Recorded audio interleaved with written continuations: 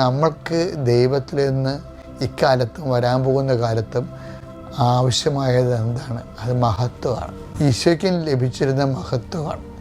നമ്മൾ അതിൻ്റെ സ്ഥാനത്ത് വേറെ ഒത്തിരി കാര്യങ്ങൾ ചോദിച്ചിട്ട് മഹത്വത്തെ നമ്മൾ മങ്ങലേൽപ്പിക്കുന്നുണ്ട്. അപ്പോൾ എപ്പോഴും ദൈവം നമ്മുടെ അറിവില്ലായ്മ കാരണം ദൈവം എപ്പോഴും അങ്ങനെ ക്യാഷ് ആൻഡ് കൈൻഡായിട്ട് നമ്മൾ ഇടപെട്ടിട്ട് ചെറിയ കാര്യങ്ങൾ തമ്പുരാനായിട്ട് അങ്ങനെ ജീവിക്കും. എപ്പോഴും നാം മനസ്സിലാക്കേണ്ടത് സാധാരണ മനുഷ്യന്മാരെന്ന് പറയണത് ഇപ്പം എന്തിനാണ് പ്രാർത്ഥിക്കണത്? എനിക്ക് ഇപ്പം പ്രത്യേകിച്ച് കാര്യമൊന്നുമില്ല എന്നല്ലേ പറയണത്. ചില പ്രാർത്ഥിക്കാത്ത പറയണത് നിങ്ങൾ പോയി പ്രാർത്ഥിക്കുക, എനിക്ക് പ്രത്യേകിച്ച് കാര്യമൊന്നുമില്ല എന്ന് പറയുക. എന്നുവെച്ചാൽ ഇവരെന്തോ കാര്യത്തിന് വേണ്ടിയാണ് ദൈവദൃശ്യനെ പ്രാർത്ഥിക്കണമെന്നാണ്.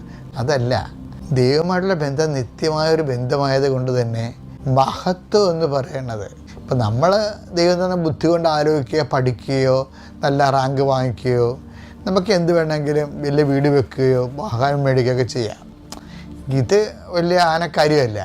പക്ഷേ നമ്മുടെ ആത്മാവിനെ പുണ്യപൂർണ്ണമാക്കി മഹത്വപ്പെടുത്തുകയും നിത്യതയോടും കർത്താവിൻ്റെ കൂടെ ജീവിക്കുകയും ചെയ്യുന്നത് ദൈവത്തിൽ നിന്ന് മാത്രമേ കിട്ടത്തുള്ളൂ.